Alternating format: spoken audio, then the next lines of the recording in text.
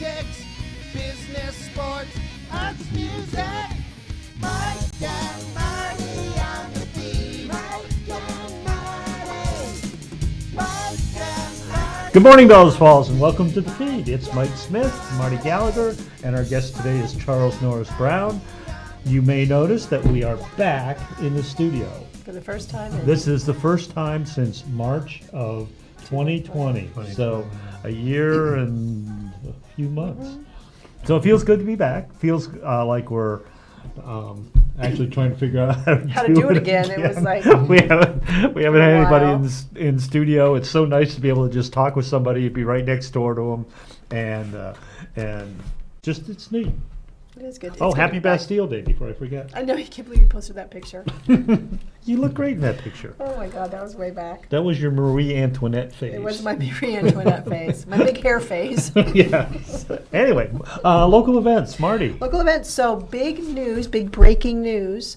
At Old Home Days this year, they're bringing back the Bring It Home 5K, and it's live. You can run to. It's not one of those virtual 5Ks. A lot of places have been doing virtual 5Ks, but it's actually you're going to get to actually run in the streets with other people, or walk in the streets with other people.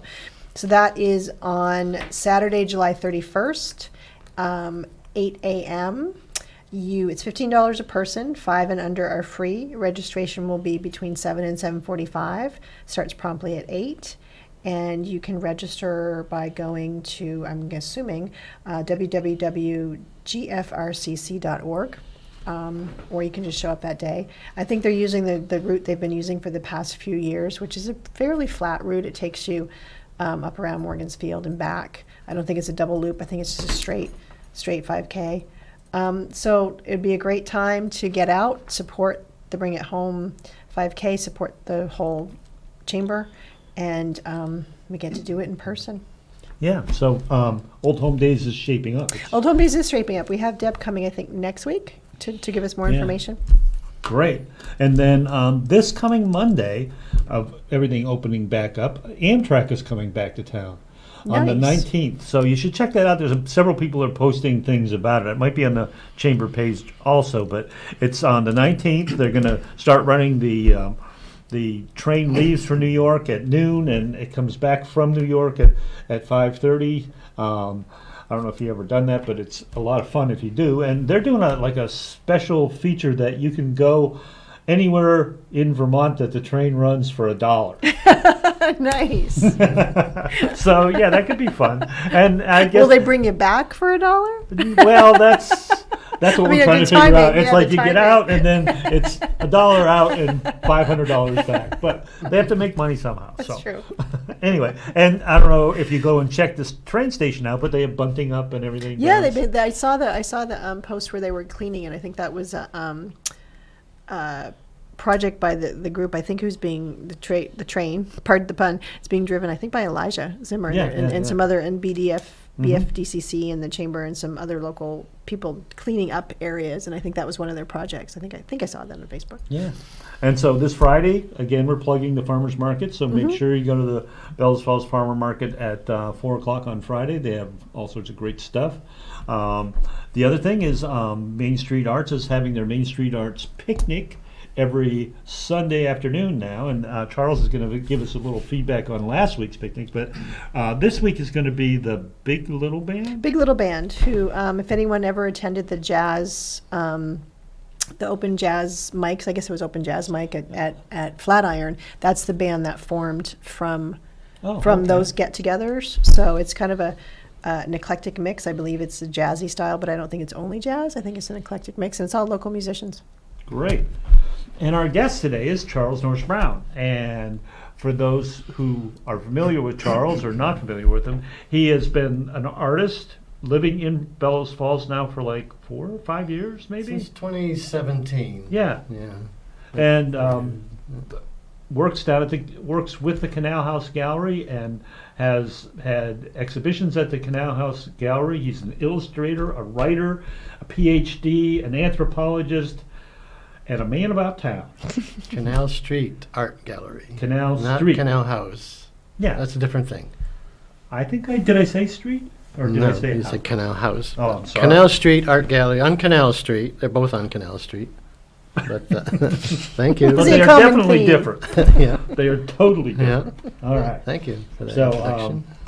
but tell us a little bit about, because now you're associating with Main Street Art and their new, they're coming back, their rejuvenation, is that a good word? Or, Yeah, back from from the ground up, basically. Yeah, because they had a very hard time after the musical cabaret in 2020, like everything else, got really shut down by COVID, and that really set them back quite a lot because they had everything was set up, ready to go, and then they had to close it practically the first day. They didn't even have a premiere. Yeah, There they was- never got to do one Never show. got to do one show.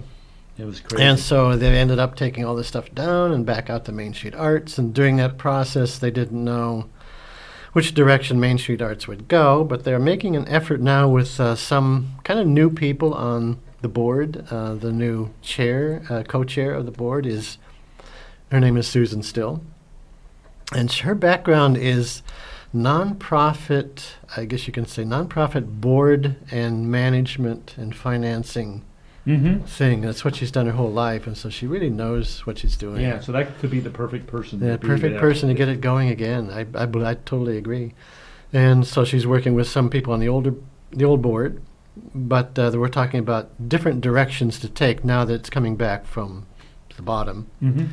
And we're taking a look at a new approach to community arts. So we're going back to the way they set it up originally. Yeah. Only this time, there's a group of artists working with Susan. We call ourselves the road crew, but it's also the arts committee. Mm-hmm. And what we're doing is looking into how to engage the community directly through arts rather than offering workshops and such things. So we want to reach out to the community and say, community, we're going to work with you. We want to get your story. We want to know what you're thinking, your story, how you were during COVID, and where you want to go in the future, and all these different things. But we're going to use art as a means to have that conversation with the community. Nice. And so that's what we mean by community arts now. And it's part of there's a whole new movement in this country around what they call social practice art, which is the artists actually going out into the communities and doing a project there with communities. And quite often it has a goal to it. It's like we want to do this or that with the community.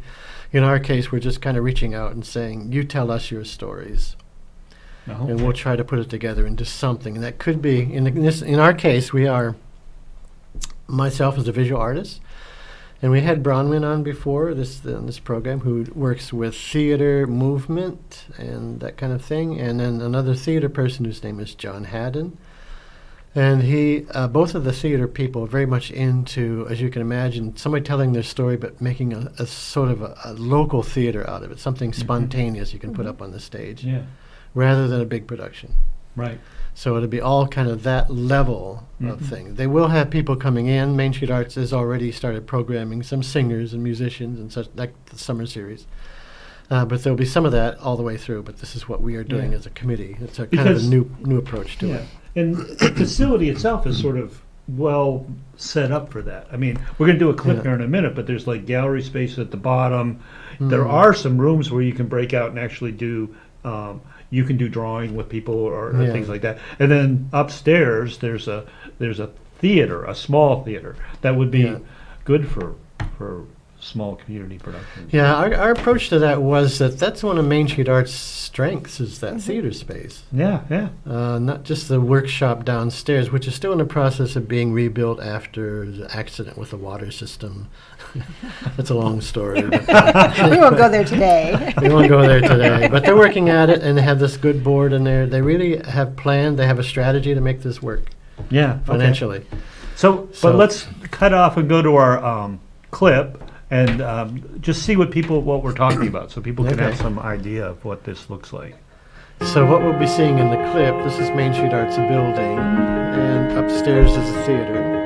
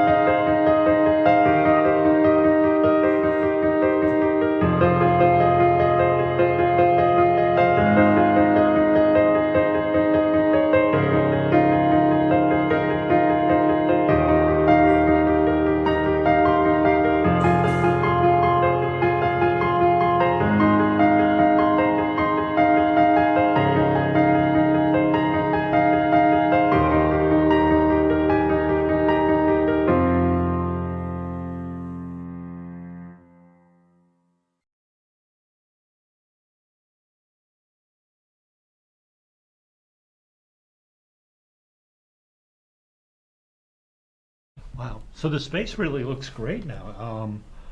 You guys have really been working at it. Yeah, the space is pretty much like it has been right along with the colors and everything, but the staff there, the board, has really made an effort to move things around and out of the way, so they cleaned it up really nicely. And so this event with this art show that you saw just now, sorry, is the first event they've had in over a year. Yeah. And so we brought all this color in to the space, and then the first day it was open was July 4th. There wasn't a lot of people there at the time, but the 11th, the last Sunday, I guess it's Sunday, was the opening event. So that was the first that they've had people in that space in that time. And the people that came, the public that came in, the community, the people came for the art or they came for the show, which was Eugene Friesen, who played the cello. Were just so excited about seeing the place open again. And they just said, oh, look at the color, there's art on the walls, and there's music, and it's just like it was in the old days. And they're really, really happy. Yeah. So what we're looking at is the art show. This is put up by Canal Street Art Gallery as a guest curator for Main Street Arts.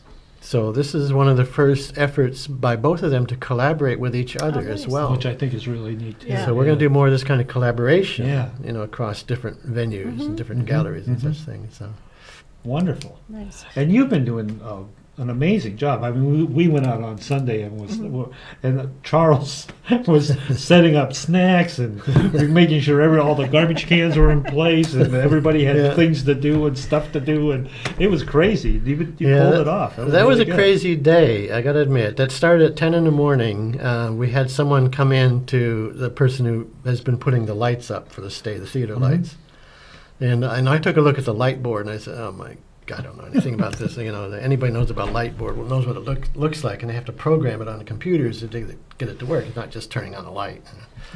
So he came in at 10. We spent like 3 or 4 hours just setting up those lights. Yeah. We had to spend all that time digging through piles of wires that they just threw together after they took everything down. Yeah. We found everything. He got it set up, and everything worked fine. And my job was in part to host the artist reception that was on the 11th. We had that artist reception as Good well. job. A man of many talents. So let's talk a little bit about some of your other projects, though. I mean, you came to Bellows Falls, but you actually had things well on the way of, on working your own works. You had written a book already. Did Tiger Take the Rain, and illustrated that, and have other things. So just tell us a little bit about what you're working on and where these things are going, because I don't know that people know that. Yeah, I can start out with my background in anthropology. The reason I want to mention that is because it informs my art, and I like to look at it that way. So the children's book that you mentioned is called Did Tiger Take the Rain? And it was published in Brattleboro. And rain is R-A-I-N and not R-E-I-N. Okay. Good distinction, which I wouldn't Some have thought people of. did say, what do you mean rain? I said, rain, that falls Yeah, from-" I didn't think of that. But, and so that project I did by visiting Nepal, the tiger reserves in Nepal, and collecting stories from the local people about tigers, about their forests, and about villages and different things like that. So I went over there twice as part of putting the book together in 2011 and 2012. Book was finally published in 2016.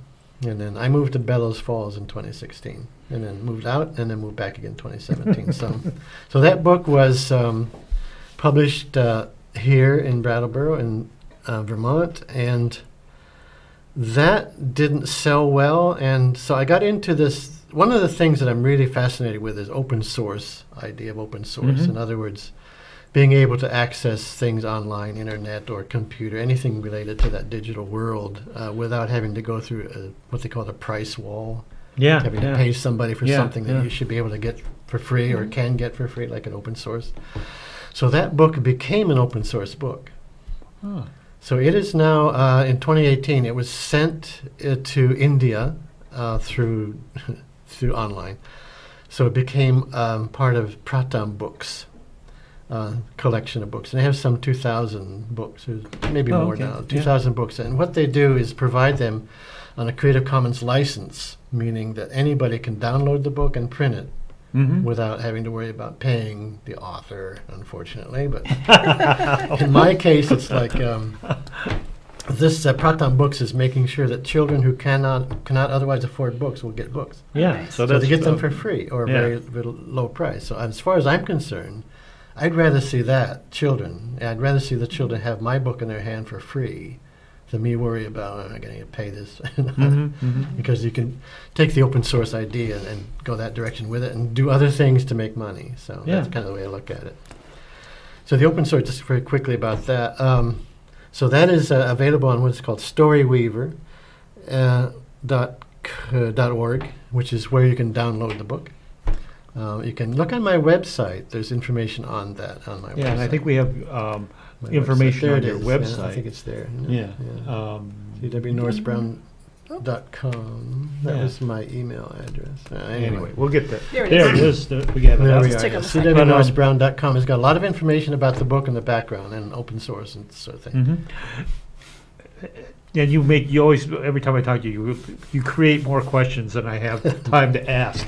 But one is, that book now is moving Yeah. into another phase. But also, the book was sort of addressing climate change, right? Because it was Yeah. sort of the tiger, Yeah. the tigers didn't take the rain. It was, Yeah, that you just let out the secret. I was just going to say, you just gave away Spoiler the alert. ending. People won't buy the Spoiler book. Well, you alert. don't have to buy it. It's free anyway. Good job, Mike. oh man, I messed up again. No, the theme is really about climate change having to do with deforestation. Mm-hmm. So you cut the trees down, that reduces the water cycle in a certain way, and then it dries up and gets hot. And, Yeah. and I did some of my research was in rainforests where they actually have deserts that resulted from Wow. deforestation. Yeah, yeah. Deserts, real deserts in rainforests. So that was kind of the theme, was it's hot and dry, and then the children are thinking, well, the tiger comes to the village, and the tiger looks at the sky, and there's no rain. Everybody says, tiger must have taken the rain. So the children, so then their objective then for the children is to go find out from tiger, why did you take the rain? Nice. And so, did tiger take the rain? And the answer is that no, the monkeys and the animals in the forest will teach the children about the forest and how it works and what happened to Yeah. the climate cycle. So yeah, no, that's true. Tiger did not take the rain, I'm but sorry, I didn't mean to get the whole. you could be one of the monkeys, by the way. I would do that well. It's been said before. But anyway, so you want me to continue on yes, that note? please. No, Because yeah, we're well, talking continue about how that project is now morphing. Yeah. So that project is, there's one side of it is having this book made available in different languages, which we've done now. We have it translated into 5 languages, including Bangladeshi and Nepali and three dialects in Nepal right now. Mm-hmm. And so that is one aspect. The other aspect of that was that I'd like to see a way to put it into action with kids doing things around the theme of the book. And so I had this idea of turning it into a play. And so that started here with Main Street Arts a couple years ago. Oh, really? Yeah. So we started working on as a play, and then COVID came, and then that changed around a little bit, and now we were on Zoom with children in Nepal, a group of children there, which I think Brownman might have spoken about a little bit. Oh, maybe, yeah. But so those children we're working together to create a play out of the book, and I'm a big believer not only in open source but co-creation, that we do things together. Mm-hmm. In this case, it's my idea that they're developing, and they can take the book too, can rewrite it and do different drawings. But as a play, we ran into the problem right here at Fact TV, in fact, of trying to film the kids acting out the play. And the result of that, if they have the images, we might have one image of the first image of the girl with the earphones on. I think that might be the first one. So that is, so you had the children, there she is. This is one of the children in Nepal who was part of the original play. And she painted her face as a jackal. So she's playing the part of the jackal. Mm-hmm. And the earphones, of course, that were on Zoom, and that's kind of like the disadvantage of Zoom. Takes away from some Takes of a lot. You can see the child and you can hear her speaking, but it's not the same as theater. you know. Yeah. And the second one, if you can call in this, there's a second image of two children together. And this was a funny one. This is a funny. So these two children are painting each other as tigers. And we tried to find a way of using face paint with what they had available. Okay. So what they had available, well, they found out that they could use water and flour and food coloring to make face paint. Okay. So How's that work? made this face That paint. sounds And here like they it are. might dry. It might be and- kind of Here plastic. they are. Yeah, here they are painting their faces, and after a while, they were telling me over the internet, over Zoom. They said, "Sir, this is starting to get hard on my face." So I said, "Okay, go away, go somewhere else, get it off your face." And so finally, they wrote back and said, "We're not tigers, we're cakes." Which is that's cute. That's very cute. It's really Yeah. cute. That's a funny part of that. But anyway, so where this is going now is an animation, and there's the last one of those images there, Colin. This is where they're going now with this Oh. in Nepal. They're creating 3D images. There's going to be an animated cartoon or comic or whatever they call animation film nice. Yeah. with children, real children. This is Anita, one of the real children whose face has been turned into that of a jackal.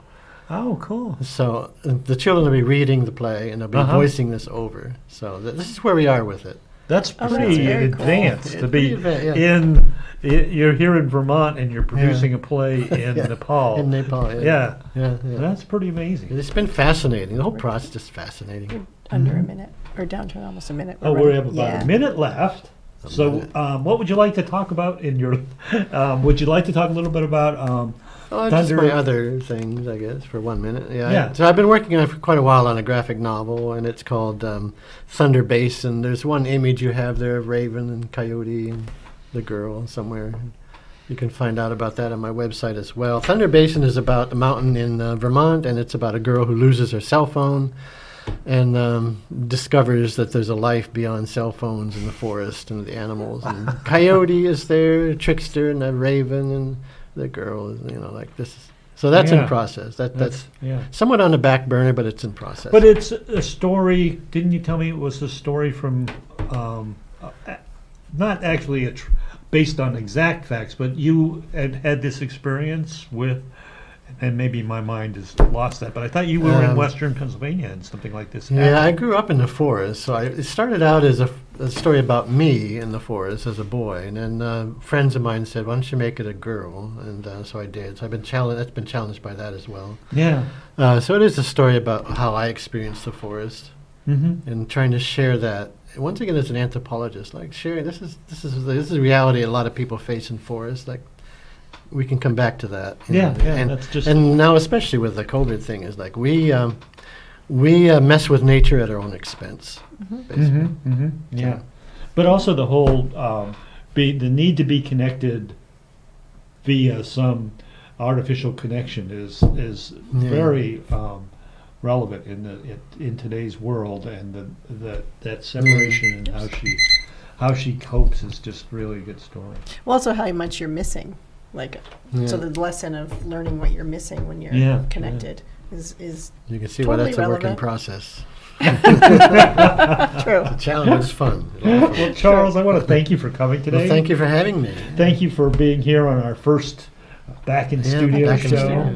And I hope you'll come back because, like I said, every time I talk with you, it's like I come up with 4 different questions. Yeah, fine, yeah. Yeah. So Yeah. maybe at a little bit later date, when things get a little more settled at Main Yeah. Street Arts, you can come back and give us an update and see I where wouldn't we're mind going. having the group from Main Street Arts, the artist group, come in as well and talk about what That'd their be vision cool. is. Yeah, yeah. The other people. And Yeah. there's 3 of us now. So. That'd be great. Great. All right. Well, that's it for this week. We'll see you next week on the Bye. feed. Bye. Local news, politics, business, sports, arts, music. My